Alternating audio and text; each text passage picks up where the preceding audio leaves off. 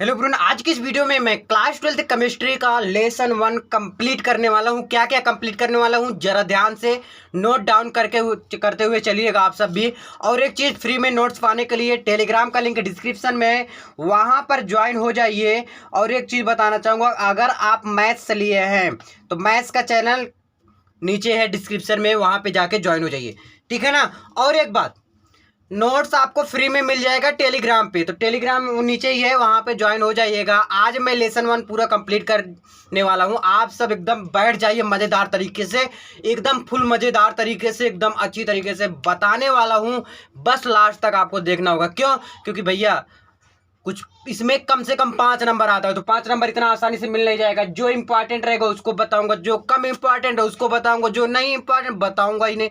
तो इसलिए लास्ट तक जरूर देखना। बेसिक से बता रहा हूँ, एडवांस लेवल तक चलूंगा। लेसन 1 कंप्लीट कर लीजिए कम से कम आज, सिर्फ एक दिन में। और ज़्यादा बड़ा वीडियो नहीं होने वाला है, बस बेहतरीन होने वाला है। एक बात और, आपको टाइम स्पेंड जो होता है उसका डिस्क्रिप्शन में दे रखा है कि कौन सा हेडिंग कब किस मिनट पे है, तो वहाँ पे आप जाके डायरेक्ट उस हेडिंग पे पहुँच सकते हैं। अगर आप ऐसे देखना चाहें तो देख सकते हैं, कोई दिक्कत नहीं है। देखिए क्या क्या कवर होने वाला। बहुविकल्पी, अति लघुत्तरी, लघुत्तरी, विस्तृत उत्तरी, अब इस चारों इसी वीडियो में कवर होने वाला। लेकिन जो अगला वीडियो रहेगा सिर्फ बहुविकल्पी का रहेगा, इसके बाद वाला जो रहेगा, क्योंकि जो भी रहेगा इसमें जो मैं बताने वाला हूँ बहुविकल्पी भी कवर करा दूंगा। तो लघुत्तरी, लघुत्तरी, विस्तृत, इसी के अंदर आते हैं important question all in one video, ठीक है। महत्वपूर्ण प्रश्न क्लास 12 रसायन विज्ञान। एक बात नोट डाउन, अध्याय 1 ठोस अवस्था। नोट मतलब ध्यान देना योग्य बातें। इस वीडियो में सिर्फ महत्वपूर्ण प्रश्न के साथ उत्तर बताया गया है, ये एक बात याद रखने ना, महत्वपूर्ण के साथ आंसर बताया गया है। और एक बात, इसके बाहर ही कुछ नहीं पढ़ना पड़ेगा। अगर ये वीडियो आप लास्ट तक देख लेते हैं, 100% नहीं पढ़ना पड़ेगा। बता दिया तो बता दिया। जब भी पढ़ो कॉपी लेकर बैठो, टाइम लेकर बैठ जाओ, आधे घंटे, जो भी 1 घंटे प्लस रहेगा जो भी वीडियो है, उसके लिए टाइम लेकर बैठ जाइए। अगर टाइम नहीं है तो बाद में देख लीजिएगा। जिसको नहीं आता या जिसको आता है, पहला अध्याय रिवीजन की तरह जरूर देखें। वैसे बहुत कम लोग होंगे जिसको आता होगा, जिसको नहीं आता वो तो भैया उसके लिए जी जान एकदम प्राण सब कुछ यही है। तो चलिए लेसन 1 ठोस अवस्था किसे कहते हैं वहीं से स्टार्ट करते हैं। देखिएगा, ठोस अवस्था किसे कहते हैं? ऐसे पदार्थ जिनके आकार और आयतन निश्चित होते हैं। जैसे ईंट देखे हो ना, ईंट जो भी रहेगा जैसे ऐसे है, ऐसे रहेगा कुछ ईंट। तो ईंट का जो है आकार आयतन दोनों निश्चित है, और इसमें भार भी होगा। अगर वजन करेंगे लगभग अराउंड आधा किलो से ज़्यादा ही वजन कराता है एक ईंट। मुझे नहीं पता है, शायद 1 किलो प्लस रहता हो, 1 किलो प्लस ही रहेगा, है ना, 100%। सो ईंट, अब ईंट क्या है, इसका भार तो भाई निश्चित है कि भाई इतना किलो हो सकता है, इससे ज़्यादा हो सकता है, कम भी हो सकता है, लेकिन वजन हो सकता है। इसके आयतन भी निश्चित है कि ये इतना बड़ा हो सकता है, बहुत हो सकता है, इतना बड़ा हो सकता है, लेकिन ईंट तो अक्सर इतना ही बड़ा होगा।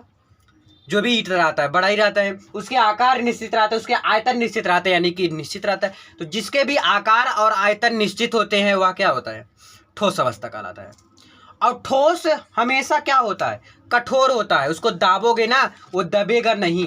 क्या? वो दबेगा नहीं, ये बात याद रखना। ठोस हमेशा क्या होता है? कठोर होता है। उसको दाबोगे तो वो दबेगा नहीं। अब देखिए यहीं से बन रहा है, ठोस कठोर होता है। ठोस के क्या, और यहीं से बन रहा है आंसर। ठोस के आयतन और आकार क्या होते हैं? निश्चित होते हैं। यहीं से सारा बन रहा है, निश्चित होते हैं। ठोस के क्या आयतन और आकार क्या होते हैं? निश्चित होते हैं। क्लियर? अब देखिए ठोस क्या होता है? ठोस के कणों के बीच लगने वाला बल क्या होता है? बहुत शक्तिशाली होता है। अब इसमें जो है ठोस में खुद ही भरा होगा ठूस ठूस के, अब उसके अंदर कुछ और भर रहे हो, उसके अंदर और कुछ डाल रहे हो, तो भैया शक्तिशाली बल तो लगेगा ही, बल तो लगाना पड़ेगा, ठीक है ना। तो इसलिए आप लिख सकते हैं ठोस के कणों के बीच लगने वाला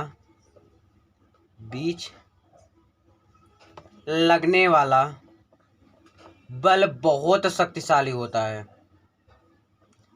बहुत शक्तिशाली। समझ आ गया ना? क्या होता है? बहुत ज्यादा शक्तिशाली होता है, ठीक है ना। अब नीचे है, लास्ट पॉइंट है। ठोस जो होता है क्या होता है? वो सुचालक होता है। किसके? ठोस विद्युत के। विद्युत के सुचालक होता है। ठोस क्या होता है? विद्युत के सुचालक होता है। समझ आ गया ना? तो ठोस अवस्था क्या, ठोस क्या होता है? ठोस जो होता है कठोर होता है और इसके आयतन आकार निश्चित होते हैं। इसमें अगर कुछ एडवांस डाल रहे हो तो उसमें शक्तिशाली बल लगता है। ये ठोस के आ गया उदाहरण। अब ठोस दो प्रकार के होते हैं। कितने प्रकार के होते हैं? दो प्रकार के होते हैं भैया। चलो जी, क्रिस्टलीय ठोस, जैसे मनुष्य होते हैं ना, कई प्रकार के मनुष्य भी होते हैं। कुछ गुस्सैल होता है और कुछ दुष्ट होता है और कुछ ठीक ठाक होता है जो नॉर्मल रहता है। तो कई प्रकार से मनुष्य होते हैं। उसी प्रकार से हमारा ठोस भी होता है। एक तो क्रिस्टलीय ठोस हो गया और एक अक्रिस्टलीय ठोस। क्लियर? क्रिस्टलीय ठोस और अक्रिस्टलीय ठोस। अब क्रिस्टलीय ठोस हेडिंग डालिए आप लोग। कौन सा ठोस? क्रिस्टलीय ठोस। अब देखते हैं क्रिस्टलीय ठोस। क्रिस्टलीय ठोस क्या होता है? ऐसा ठोस जिनके कण एक निश्चित व्यवस्था से जुड़े होते हैं। मतलब यहाँ पर ये जुड़ना है तो जुड़ना है। जैसे ब्रोमीन हो गया। ब्रोमीन क्या होता है? एक निश्चित व्यवस्था से जुड़े होते हैं। तो ऐसे आप लिख सकते हो, ऐसे ठोस जिनके कण एक निश्चित व्यवस्था से जुड़े होते हैं। निश्चित व्यवस्था से जुड़े होते हैं, उसे क्या कहते हैं? उसे क्रिस्टलीय ठोस कहते हैं। उसे क्रिस्टलीय ठोस कहते हैं। तो क्रिस्टलीय ठोस क्या होता है? ऐसे ठोस जिनके कण एक निश्चित व्यवस्था से जुड़े होते हैं, उसे क्या कहते हैं? क्रिस्टलीय ठोस। जैसे आप मान लो एग्जाम्पल के तौर पे ब्रोमीन हो गया। ये ब्रोमीन क्या होता है? एक निश्चित व्यवस्था से जुड़ा होता है। ठीक है ना? जैसे आप ऐसे भी कह सकते हैं, हीरा हो गया, क्वार्टर हो गया। जैसे अब ऐसे भी बना सकते हैं आप डायग्राम के हिसाब से। और डायग्राम बना दियो भैया ऐसे, है ना? बहुत इजी है बनाने के लिए। ऐसे बनाइए, ऐसे। ठीक है ना? तो ये इस तरह का ऐसे जोड़ते आप चले जाइए। सॉरी, ऐसे करके आप बना सकते हैं, है ना?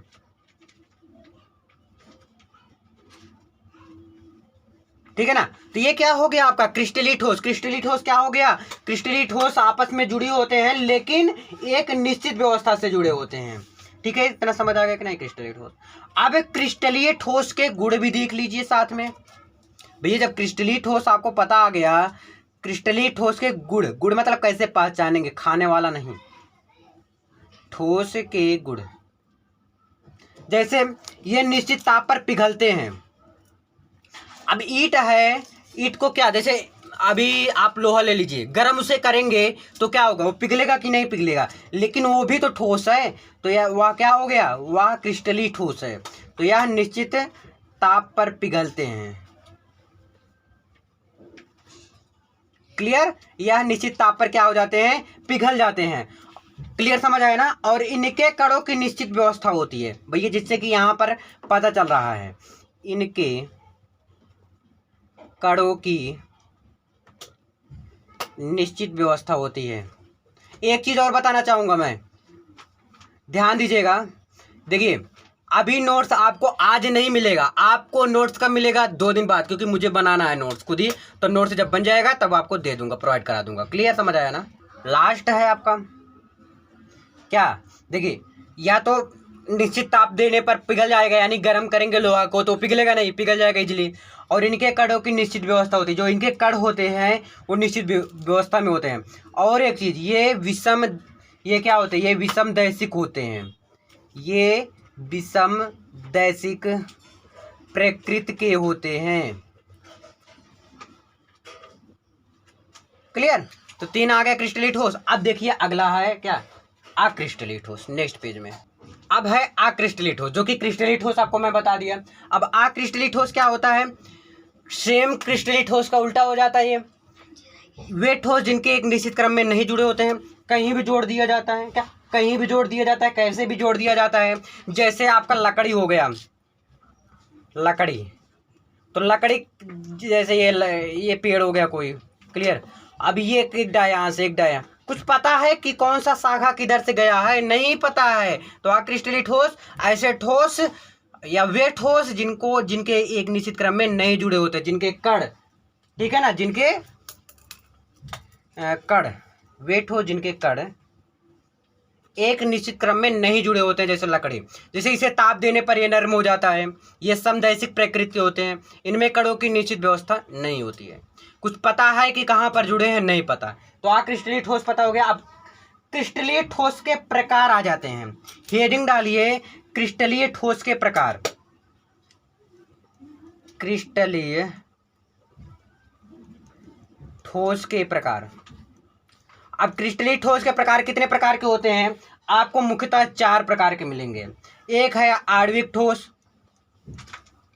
आणविक ठोस, अगर अभी तक आपको समझ में आ गया है तो बता दीजिए कमेंट करके, या लाइक करके बता दीजिए, अटेंडेंस तो लगा दीजिए ना भाई।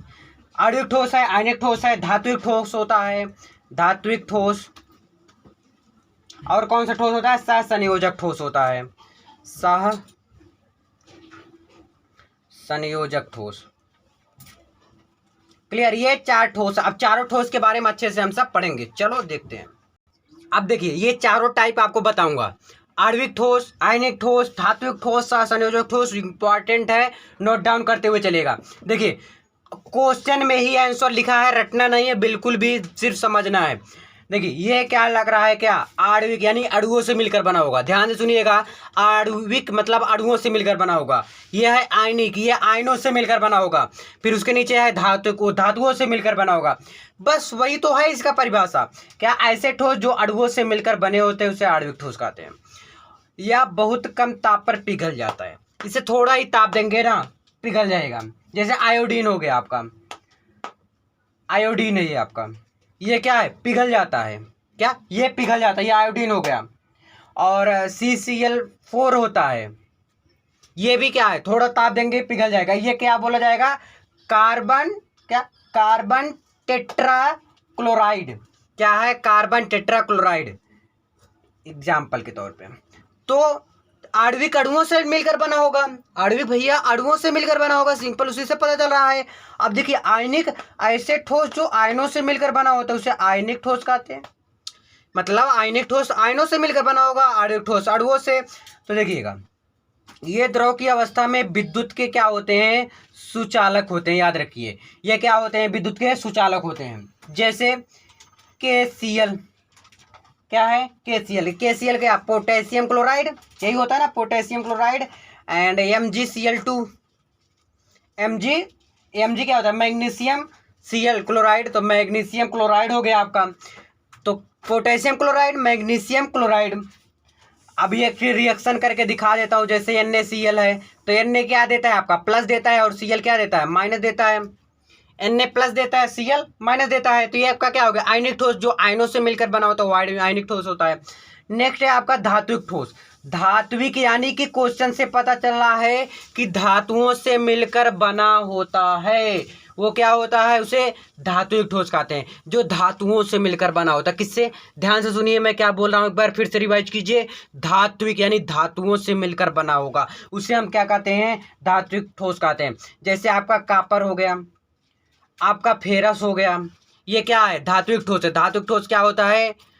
जो धातुओं से मिलकर बना होता है उसे धात्विक ठोस कहते हैं। जैसे Cu, कापर या फिर फेरस, तो धात्विक ठोस जो धातुओं से मिलकर बना होता है। नेक्स्ट है, लास्ट है ठोस में, कि ठोस के जो टाइप होते हैं, तो वो है ऐसे ठोस जिनमें एक ठोस किसी दूसरी ठोस से एक निश्चित क्रम में जुड़ कर एक बड़ा सा ठोस पदार्थ बना। सहसंयोजक मतलब सबको लेकर चल रहा है। ध्यान से सुनिए मैं क्या बोल रहा हूं, ध्यान से प्लीज फास्ट सुनिएगा। क्या? सहसंयोजक यानी सहसंयोजक यानी कि सबको समूह से सबको मिलाकर चल रहा है, यानी कि सबको एक साथ मिलाकर जोड़कर चल रहा है। जब जोड़ेगा भैया, छोटे छोटे ठोस को जब जोड़ेगा तो बड़ा ठोस बनेगा। तो ऐसे ठोस जो छोटे छोटे ठोसों से, छोटे छोटे अणुओं से मिलकर बना होता है, उसे हम क्या कहते हैं? सहसंयोजक ठोस कहते हैं। जैसे आपका ग्रेफाइट हो गया, ग्रेफाइट। ग्रेफाइट आप बोलोगे भैया ग्रेफाइट क्या होता है, इससे बता दोगे तो मज़ा नहीं आ रहा। तो भैया पेंसिल देखे हो ना, पेंसिल, तो पेंसिल के अंदर जो रहता है ना उसे हम ग्रेफाइट कहते हैं, जो काला काला रंग का होता है। ये कार्बन का होता है, ठीक है ना। ये कार्बन का अपद्रव्य भी है जो काले रंग का होता है या भूरे भी रंग का होता है कभी कभी। तो ग्रेफाइट क्या होता है? ग्रेफाइट सिर्फ समझ लो आप पेंसिल, क्या समझ लो, पेंसिल समझ लो। बहुत लोग पेंसिल बोलते हैं, बहुत लोग पेंसिल बोलते हैं। तो भाई लिखने वाला जो पेंसिल होता है ना उसी को हम क्या कहते हैं? ग्रेफाइट। और पेंसिल को नहीं कहते जो पेंसिल के अंदर वाला रहता है जिससे हम लिखते हैं, जैसे पेन के अंदर वाला, यही तो है ना भैया। तो वही होता है क्या? ग्रेफाइट होता है। समझ आ गया कि नहीं आया? तो सहसंयोजक ठोस ऐसे ठोस जो बहुत सारे ठोसों से मिलकर बना होता है, जैसे आयनिक ठोस, धात्विक ठोस, आणविक ठोस, सबसे मिलकर बना होता है। तो संयोजक ठोस समझ में आ गया। ग्रेफाइट भी समझ में आ गया, जो काले रंग का होता है ना। ये कार्बन का उपद्रव्य होता है, ठीक है, जिसे विद्युत धारा भी ग्रेफाइट, मतलब यही समझ लो ग्रेफाइट यही है पेंसिल, ठीक है। चलो देखते हैं अब आगे। अब आपका अगला हेडिंग है एकक कोष्ठिका के प्रकार। ये कहाँ से टपक पड़ा भैया? टपक। चलो इसको भी बता देते हैं। इसके भी टाइप होते हैं, इसके भी प्रकार होते हैं। तो एकक कोष्ठिका जो है ये 2 प्रकार के होते हैं। अब दोनों प्रकार के देख लीजिए। पहले है आद्य एकक कोष्ठिका। आद्य एकक कोष्ठिका पहला क्या हो गया आपका? आद्य एकक कोष्ठिका। और आपका दूसरा है वो क्या है? केंद्रित एकक कोष्ठिका। तो समझ आ गया कि नहीं? ठीक है, क्या क्या है? आद्य एकक कोष्ठिका है, केंद्रित एकक कोष्ठिका। आद्य एकक कोष्ठिका क्या होता है? ऐसा सेल, ऐसा सेल या कोष्ठिका जिसमें परमाणु घन के केवल 8 कोनों पर उपस्थित होते हैं। जो घन होता है भैया, घन बना दो, घन तो सारे बना लेते हैं, आप भी बना लेते होगे। तो भैया घन को बना लिया मैंने। यहाँ पर जो 8 कोनों पर उपस्थित होता है, एक कोना यहाँ पर हो गया, एक कोना यहाँ पर हो गया, यहाँ पर हो गया, यहाँ पर, देखते जाइए बस। तो ये सारे कोनों पर जब उपस्थित होता है आद्य एकक, आद्य मतलब सभी जगह, सभी कोना, जितना कोना है मेरे पास, कितना है देख लीजिए, कितना काम है। देखिए एक कोना यहाँ पर हो गया, एक दूसरा कोना, मतलब जितना भी कोने हैं सभी जगह आद्य एकक कोष्ठिका रहता है, सभी जगह घन रहते हैं, सभी जगह परमाणु रहते हैं, वो आद्य एकक कोष्ठिका होता है। समझ आया? नेक्स्ट है आपका केंद्रित एकक कोष्ठिका। ऐसा एकक कोष्ठिका जो घन के किसी न किसी केंद्र पर अवश्य उपस्थित होते हैं। ध्यान दीजिएगा, केंद्रित एकक कोष्ठिका क्या कह रहा हूं? ऐसा एकक कोष्ठिका जो घन के किसी न किसी केंद्र पर अवश्य उपस्थित होते हैं। अब मैंने घन बना लिया, क्या मैंने घन बना लिया, ठीक है। अब के या तो यहाँ पर होंगे या तो यहाँ पर होंगे, मतलब सभी जगह नहीं होंगे। आद्य एकक कोष्ठिका में सभी जगह परमाणु थे, सभी जगह उपस्थित थे, लेकिन केंद्रित एकक कोष्ठिका में कहीं कहीं होता है, सभी जगह नहीं होता, वो केंद्रित एकक कोष्ठिका होता है। केंद्रित एकक कोष्ठिका के प्रकार भी होते हैं, ठीक है, केंद्रित एकक कोष्ठिका के प्रकार भी होते हैं। तो भैया प्रकार भी हम सीख लेते हैं। तो प्रकार कितने होते हैं? 3 होते हैं। काय केंद्रित एकक कोष्ठिका, काय केंद्रित एकक कोष्ठिका, और इसको शॉर्ट फॉर्म में भी कुछ बोलते होंगे, क्या बोलते हैं भैया? BCC बोलते हैं। कितना सीसी? BCC। कितना सीसी? नहीं, BCC। काय केंद्रित एकक कोष्ठिका, फलक केंद्रित एकक कोष्ठिका, ठीक है ना। अब इसको भी बोलते हैं क्या? FCC। आपका लास्ट है क्या? काय केंद्रित हो गया, फलक हो गया। अभी मैं एक एक के बारे में चर्चा भी करूंगा। अंत्य केंद्रित, ये उतना इंपॉर्टेंट नहीं है क्या? ये उतना इंपॉर्टेंट नहीं है, मैं बार बार बोल रहा हूँ। लेकिन अगर इसे कहूँ कि एग्जाम में नहीं आएगा, लेकिन ये भी बहुत मतलब 100 में 80% चांसेस है। लेकिन अगर इन तीनों की बात कर रहा हूँ, मैं तीनों की बात अब कर रहा हूँ, सिर्फ 100 में 95+ चांसेस है इस तीनों में से पूछेगा ही पूछेगा। SCC, BCC and SCC। ध्यान सुनिए, SCC, BCC, FCC तीनों में से पूछने का बहुत ज़्यादा चांसेस बन जाते हैं। चलो एक एक के बारे में देखते हैं ध्यान से। अगला है काय केंद्रित एकक कोष्ठिका।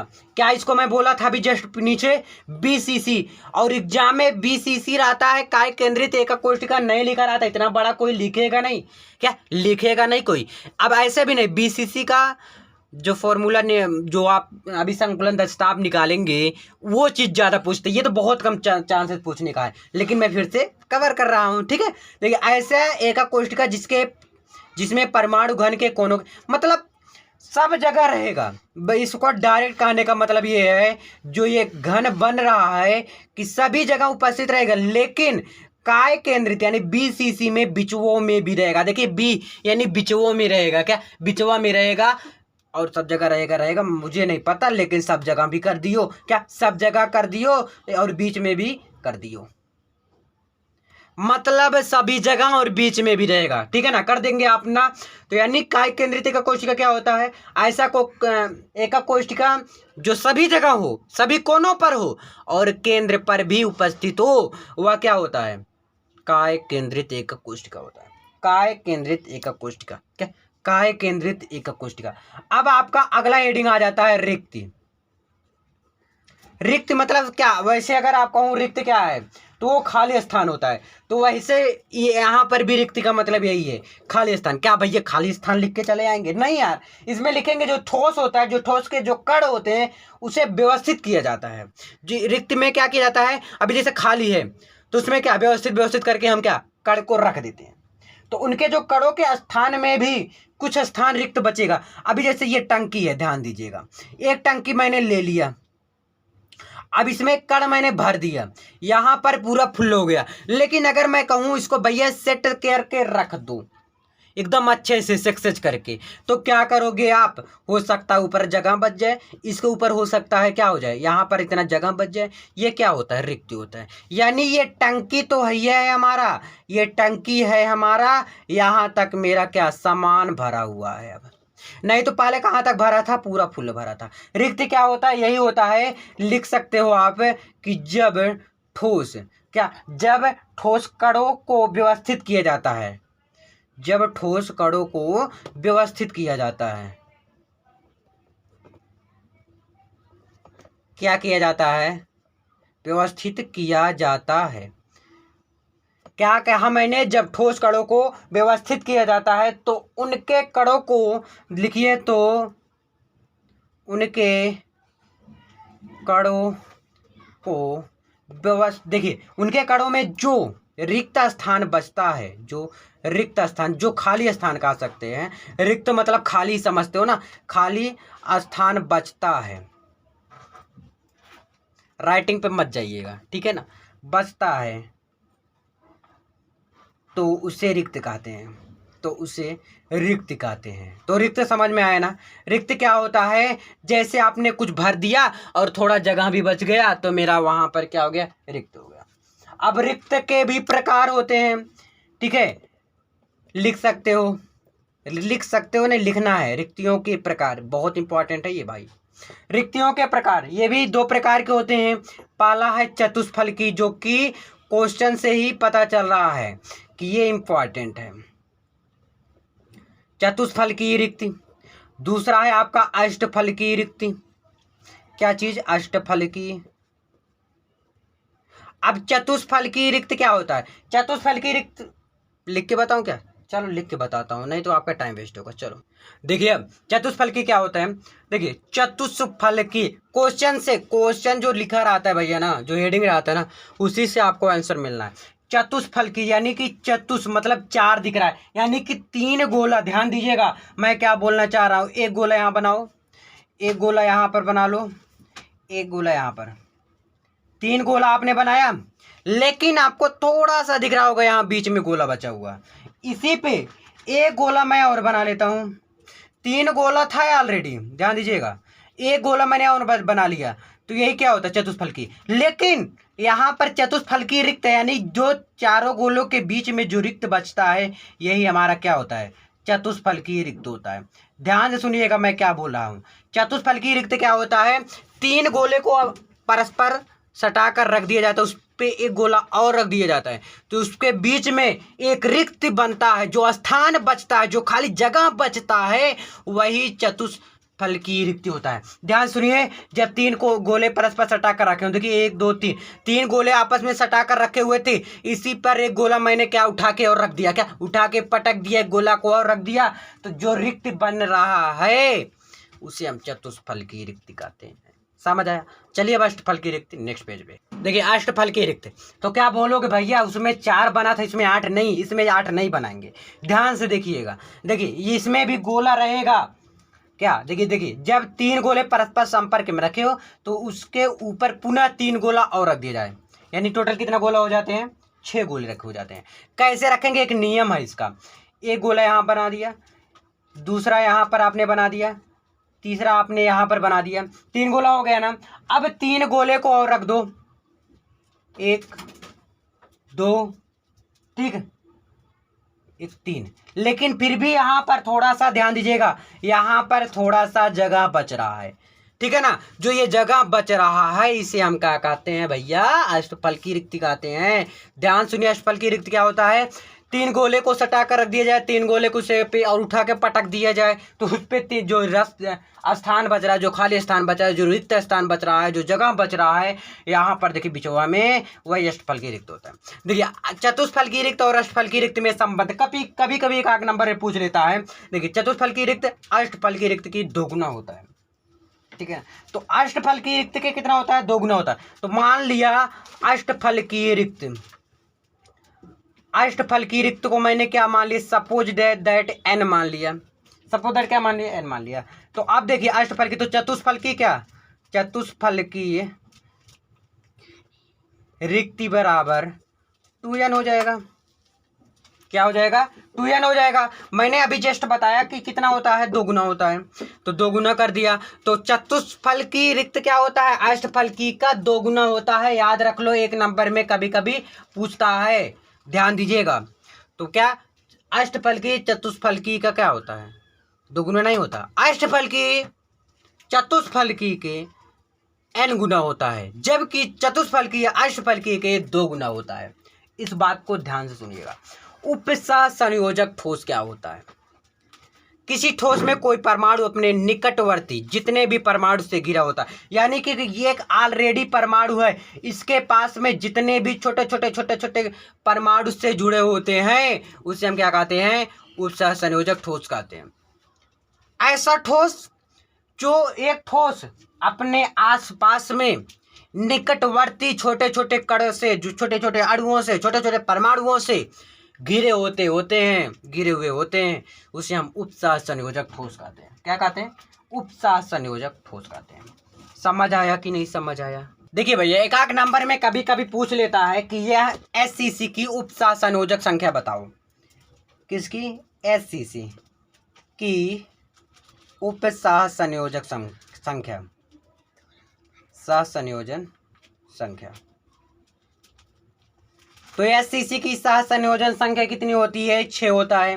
अब मैंने कहा दिया कि भैया SCC बताओ, तो यह BCCO भी बता दीजिए।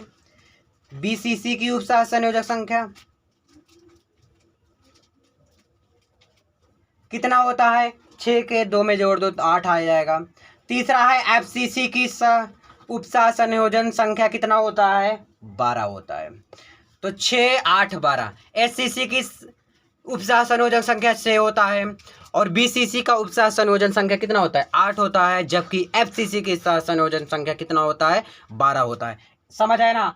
अब देखिए हम देखते हैं संकुलन दक्षता क्या होता है। तो संकुलन दक्षता देखते समय SCC की संकुलन दक्षता निकालेंगे, BCC की और FCC का, बहुत इंपॉर्टेंट है। चलो देखते हैं।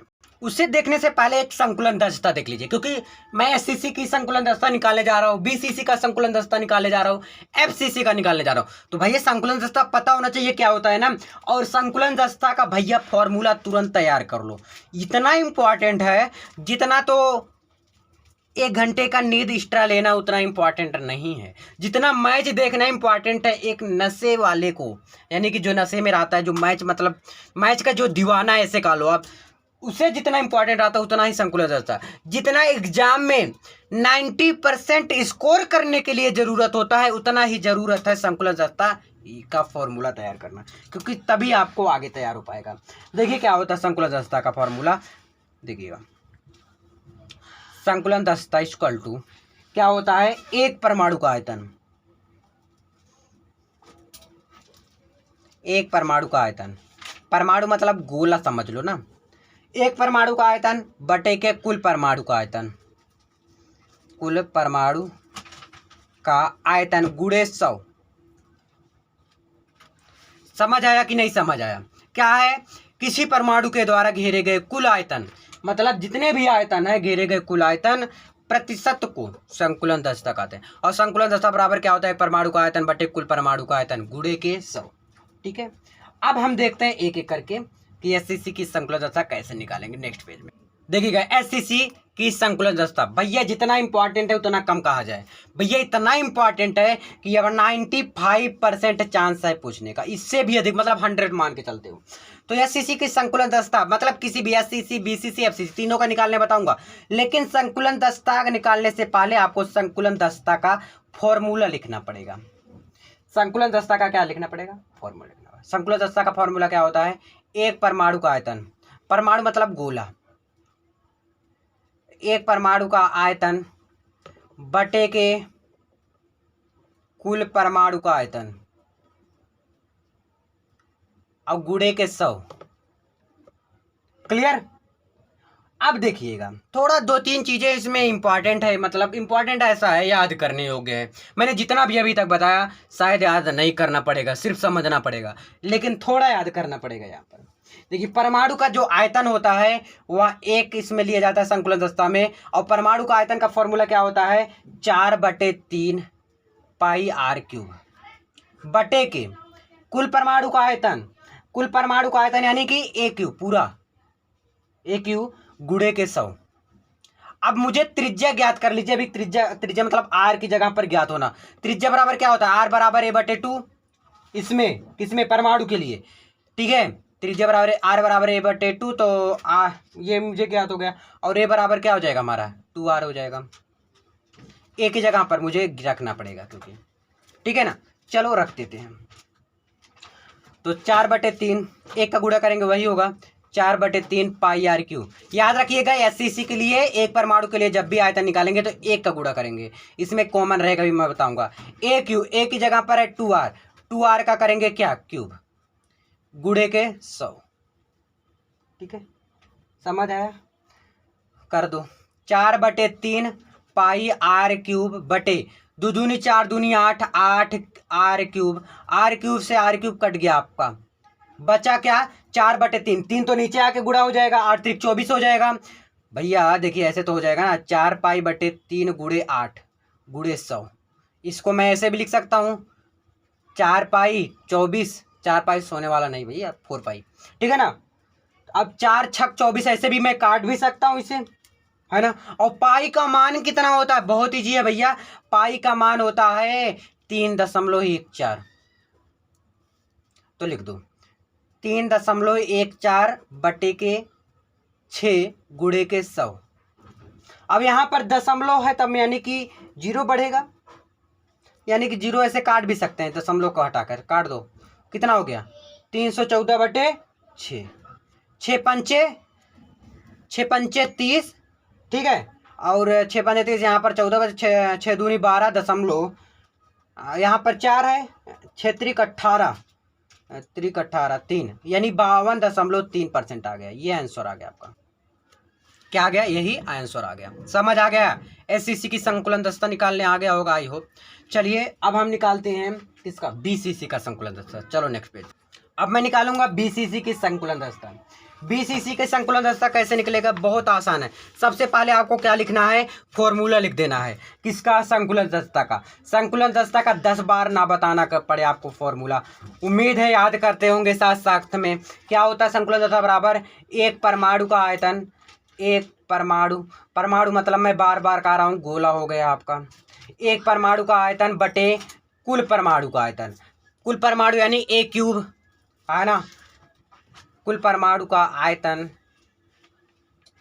गुणे के 100।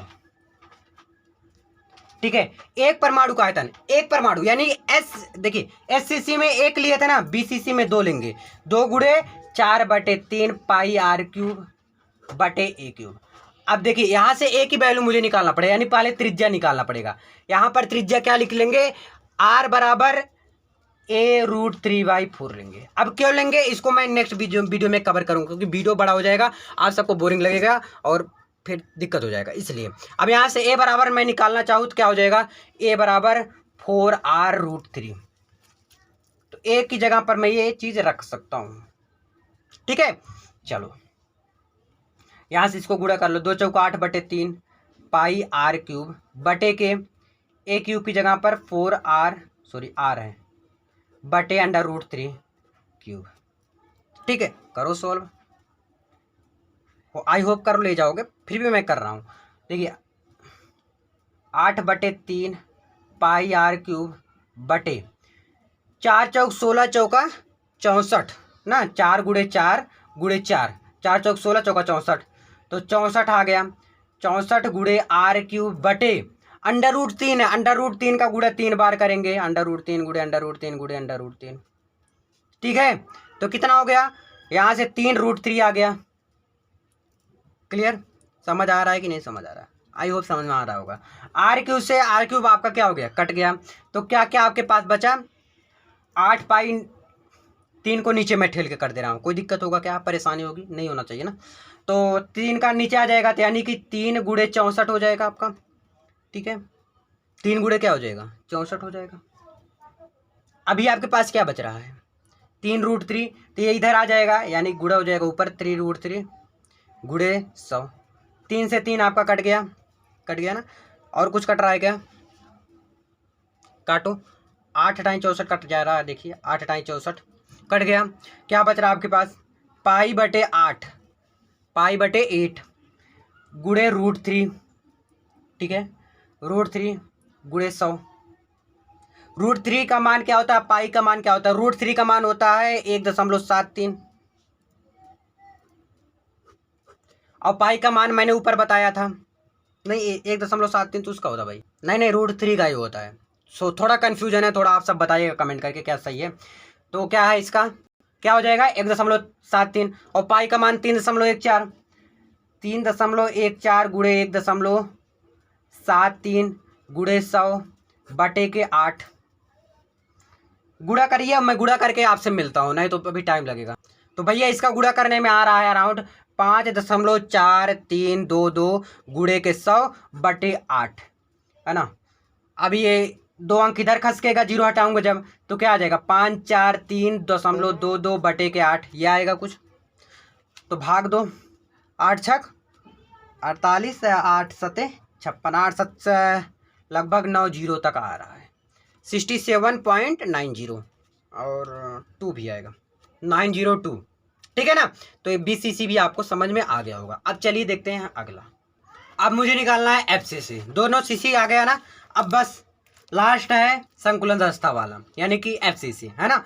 अब इसमें डायरेक्ट क्या लिखेंगे, संकुलन दस्ता का फॉर्मूला लिख देंगे।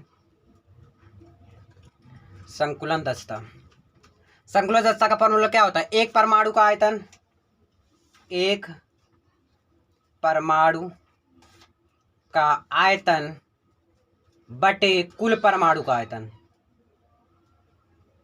कुल परमाणु का आयतन गुणे 100। अब देखिएगा जरा ध्यान से, एक परमाणु के आयतन के लिए यहाँ पर 4 से गुणा करेंगे। अब क्यों कर रहे हैं, सारा अगले वीडियो में मैं कवर कर जरूर कर दूंगा। a³ गुणे 100। यहाँ पर देखिएगा r की वैल्यू त्रिज्या के लिए कैसे निकालेंगे, r बराबर यहाँ पर क्या हो जाएगा आपका, क्या हो जाएगा भैया, r बराबर आपका हो जाएगा a/2√2। a बराबर यहाँ से निकालिए, इसका बटे 1, तो a बराबर क्या हो जाएगा, r इधर आ जाएगा, तो 2√2 × r। ठीक है, रख देना यही, 4 चौक 16, 16/3 हो जाएगा, 16/3। पाई का वैल्यू क्या होता है 3.14, लिखते चल रहा हूँ, गुणे r³ बटे यहाँ पर है 2√2 × r का क्यूब गुणे 100। देखिएगा 3 तो भैया आपका नीचे आ जाएगा, ठीक है, समझ आ रही बात ना। तो 16 गुणे 3.14 गुणे r³ बटे 3 गुणे, देखिए मतलब क्यों करना है, तो 2√2 गुणे 2√2 गुणे 2√2 ये करना है। 2 दूनी 4, 4 दूनी 8, यहाँ से आ गया 8, यहाँ से 2 दूनी 4 और √2, 8 चौक 32, 32√2 सॉरी 32√2 यही है ना। ठीक है, क्लियर, समझ आया कि नहीं? नहीं भैया, देखिए देखिए ध्यान दीजिए यहाँ पर 2 दूनी 4, 4 दूनी 8 यहाँ पर आया, √2 का √2 में गुणा करेंगे तो भैया √2 ही आता है। भैया कौन बता रही है यार, √2 आएगा और यहाँ पर सॉरी यार क्या कर रहा हूँ मैं, देखिए फिर से 2√2, देखिए 2 का 2 में करेंगे 2 दूनी 4, 4 दूनी 8 आ गया यहाँ पर, और √2 का √2 में गुणा करेंगे 2 आया, यहाँ पर क्या हो जाए √2, 8 दूनी 16, कितना आ गया 16√2 आ गया। यहाँ पर मैं क्या लिख सकता हूँ 16√2 गुणे r³। भैया यहाँ पर r³ इसका क्यूब किए तो यहाँ पर भी क्यूब करेंगे ना। ठीक है, कटा आपका क्या बच रहा है 16 गुणे 3.14, भैया 16 से 16 आपका कैंसिल हो गया, जाने दो, क्या हो जाए 3.14 बटे 3 गुणे के 100, यही तो बचा ना। ठीक है, कोई दिक्कत परेशानी? अब √2 का वैल्यू क्या होता है, यहाँ पर √2 बच रहा है, √2 का वैल्यू होता है क्या 1.41 होता है, नोट डाउन कर लो। तो इसका गुणा कराइए हम, कितना आ गया ऊपर 3.14 बटे 3 एकम 3, 3 चौक 12, 3 एकम 3 1 4, तो 4.23 गुणे 100 है, तो इसका नीचे गुणा करा दीजिए 100 से, दशमलव हटाने के लिए।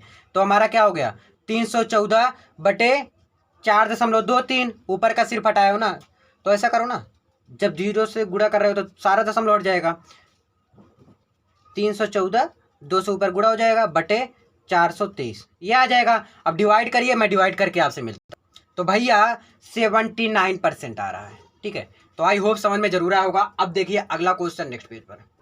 अब देखिए दोष है, दोष क्या होता है, किसी ठोस, ध्यान दीजिएगा, किसी ठोस के कणों के निश्चित क्रम में आने वाली रुकावट, जैसे कोई निश्चित क्रम में जुड़ा हुआ आने वाली जो रुकावट होती है उससे क्या कहते हैं, दोष कहते हैं।